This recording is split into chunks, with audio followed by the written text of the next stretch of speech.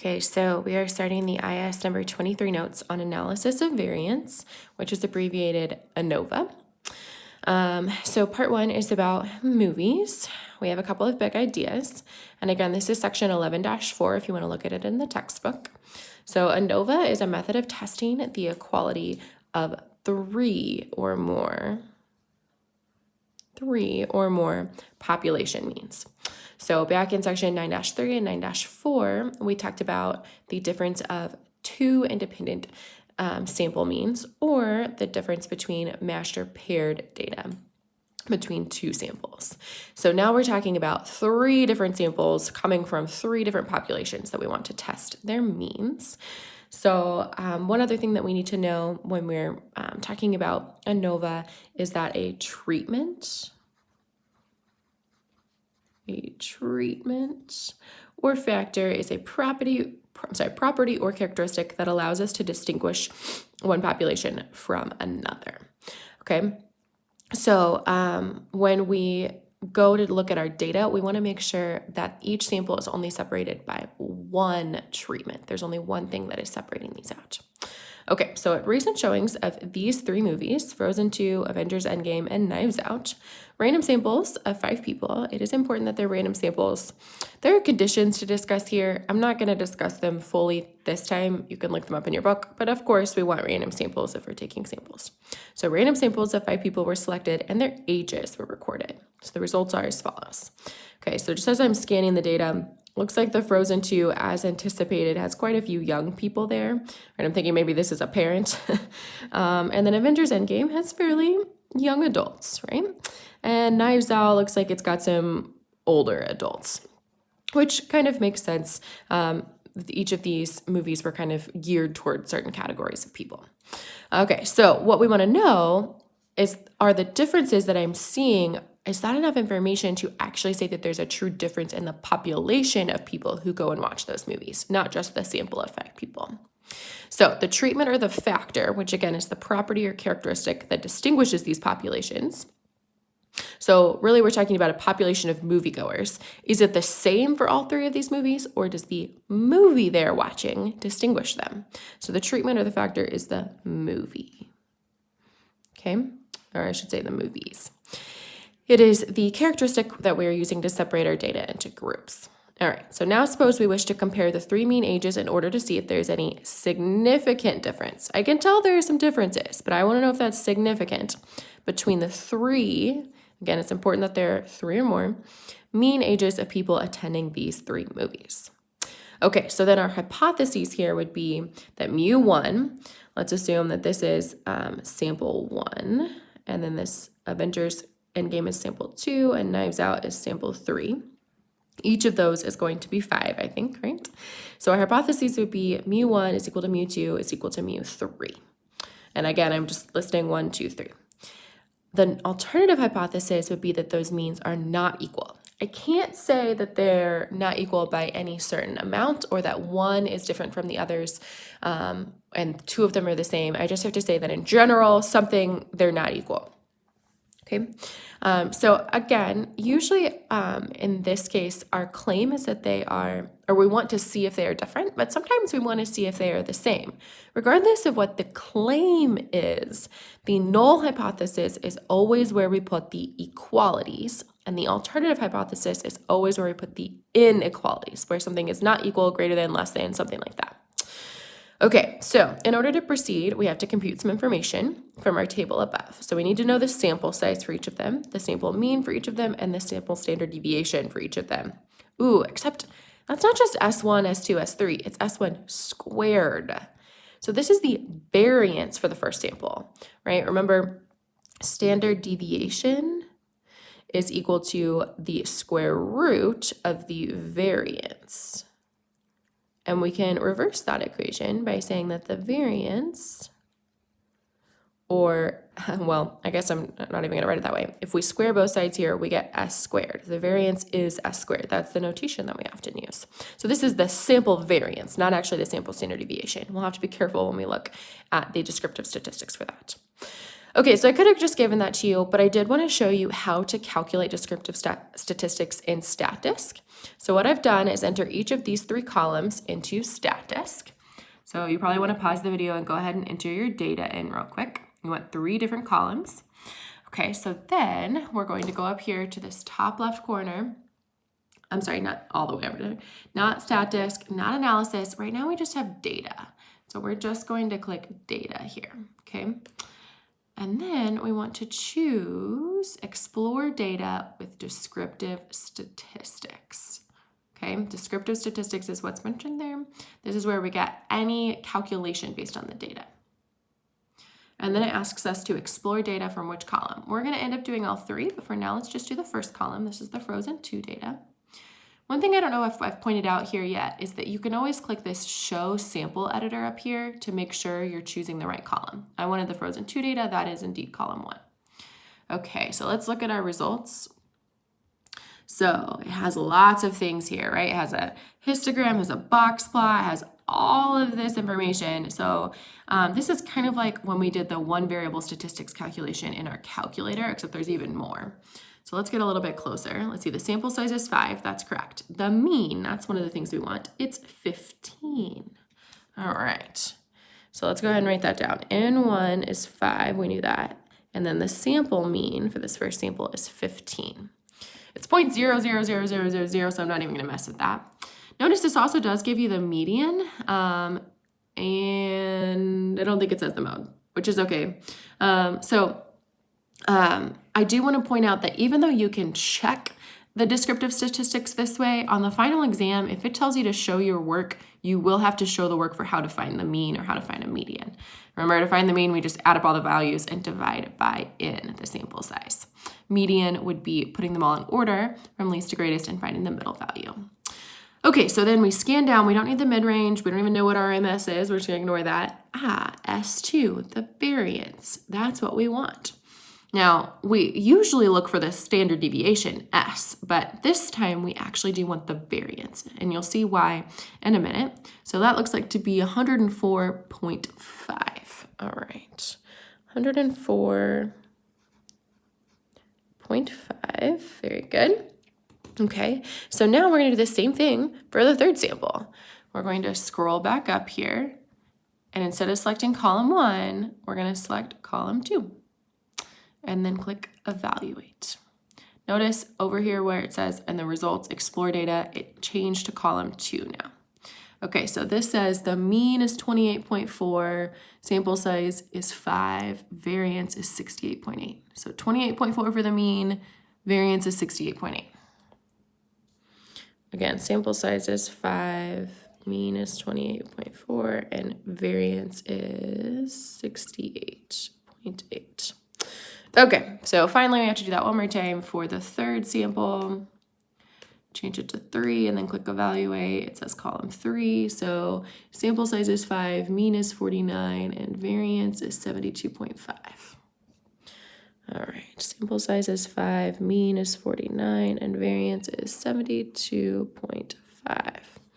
Very good. Okay, so this is one of the main reasons we're not actually going to do any of these calculations by hand, because they're super complicated, at least compared to anything we've done so far. The basics is that the test statistic F, right, this is not Z and it's not T, this is a whole new distribution F, which we're not even going to look at, but it is a different distribution. It's the variance between the samples compared to the variance within the samples. And I said compared to, but literally it does mean divide. So when we say variance between samples, we're really calculating this n times s squared times x bar divided by s squared divided by, times p. No, I shouldn't say that. It's not times p. It's the variance pooled. The notation is even kind of confusing. So let's go over that. The variance for x bar is the variance of the 3 sample means. So if I went back up to the data up here and I entered the sample means as a new column, so that would be 15, 28.4, and 49. Those were the sample means that I've now got a new column, column 4. Oh, I don't know what I just did, but I think we're good. Okay, so then I could change this to column 4 and click evaluate. And now I can see the sample variance is 156.52. Is that right?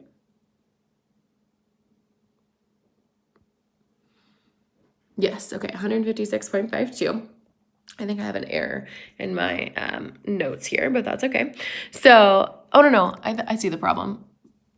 I did not enter the right data. I entered 40 instead of 49. Huh, okay, so let's go back up to that. It should be 15, 28.4, and 49. Let me make sure I get that right. 49. All right, let's try that again. That's what I was expecting. Okay, so the variance is 293.32, which if you notice, the value that we've plugged in here for this s squared sub x bar is 293.3, which is rounded, close enough. Okay, all right, so it also says in. Now notice these samples have to be of equal size. They are, so in is 5 for each of them, so we plugged in 5. And then s squared sub p is the pooled variance, which basically means the average of our 3 variances. Whew, this is kind of a headache. So if we took each of these 3 values and now took their average, we would end up getting 81.86. I'm not even going to walk you through that calculation. It's not worth it. We divide or multiply and divide, and we get 17.91. So our test statistic would be this. And then in order to figure out the actual p-value based on that test statistic, right, this is the equivalent of like our z test statistic or our t test statistic in the past.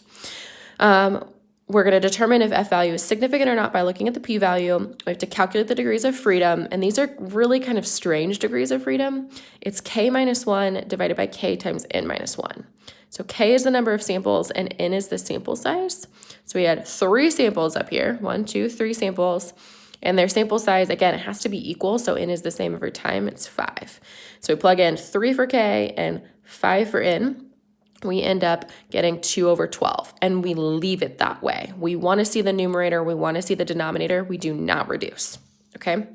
So then to find the p-value, we're going to use this TI-84 calculator function fCDF. It's similar to the normal CDF or the tCDF functions we've been using, and let the test statistic be the lower limit.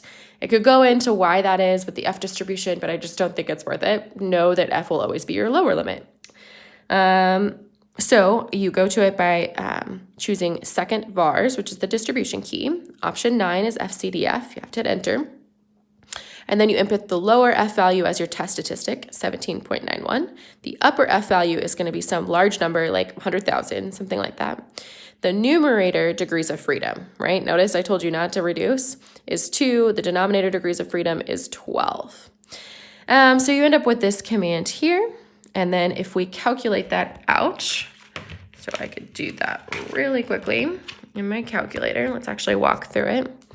We go to second distribution, and then the 9th one way down here is F. Oops, I guess my computer's or calculator's a little bit different. Mine is actually the 10th, so be careful, it's fCDF. That's what I really want. fCDF. My lower limit is that 17.91. My upper limit is something really large. Degrees of freedom from the numerator are 2. Degrees of freedom from the denominator are 12. Hit paste and enter. All right, I got 2.49 e to the negative 4th. Remember, that means move the decimal place to the left 4 times. So I'm going to move it once and then have to fill in 3 zeros. Okay, so my p-value here is 0.123247. That is a really small value, regardless of what significance level I decided on, which actually I didn't decide on one up here, but regardless of which one I decided on, this is a significant difference because that is so small. It's going to be less than any significance level. Okay, so that is how you would calculate it by hand. That was exhausting. I'm sorry, one more thing. So the p-value, like I said, is 0.0002. Let's just round, okay? Is it less than or is it more than the significance level? It's definitely less than. Alpha equal to 0.05. So we would reject the null hypothesis and conclude that we do have convincing evidence that there is a difference between the mean ages of people watching those 3 movies. Remember, whenever we reject the null, then we conclude we have convincing evidence either for the alternative, this was the alternative, that there was a difference, or against the null. So instead, we could have said we have convincing evidence that there or that the mean ages of people watching those 3 movies are not equal, right? And really, different and not equal mean the same thing. Okay, so we could also use StatDisk, and I think this is much faster. So I'm going to walk you through this real quick. And I forgot to change these names. This should be mu sub Frozen 2, mu sub Avengers, and mu sub Knives Out. Okay. Again, our null hypothesis is that the means are all equal to each other. The alternative is that the means are not equal. So we're going to enter those 3 columns of data again in the sample editor and StatDisk. We've already done that, so we're good. Then we're going to click on analysis and select one-way analysis of variance. Okay, so from this screen, we're good. We're going to click on analysis. Come on, analysis. Oh, my screen's switching. There we go. And then, what did I say? One-way analysis of variance. There it is. One-way analysis of variance. And then we see a screen like this, which is what I have shown here. So from this page, leave the significance level and then check the boxes for the columns that contain the data we want. And that's 1, 2, and 3. So we're going to check those 3 boxes. All right, so 1, 2, and 3. We have data in 4, but it's not part of the movie data, so we're just ignoring it. And then we click evaluate. So we should get something just like this. Let's see. We do. Okay, so I'm going to use the one on my paper just so it doesn't kind of glare like my computer does. So there's a lot of information here too. It's a little bit overwhelming. This stuff at the top you can just ignore. We really want to know the test statistic. That's pretty darn close to what we got, right? I think we got 17.91. 17.89 is very close. That's good. We can ignore the critical F. We didn't use the critical value method. We only used the p-value method, so we're going to look at that. And our p-value is 0.0025. If we had rounded our p-value, that's what we could have gotten, 0.0025. All right, we did it correctly. So again, since the p-value equal to 0.00025 is less than alpha, we reject the null. We do have convincing evidence that not all 3 means are the same. Notice I phrased it that other way this time. Instead of saying that they are different, I said that they're not all the same, not the null. Okay, we reject the null. We have evidence against the null. Okay, so that is it for when your sample sizes are all the same. We can also do analysis of variance when the sample sizes are different. So that is the situation here, and I'm going to go over that in the next video.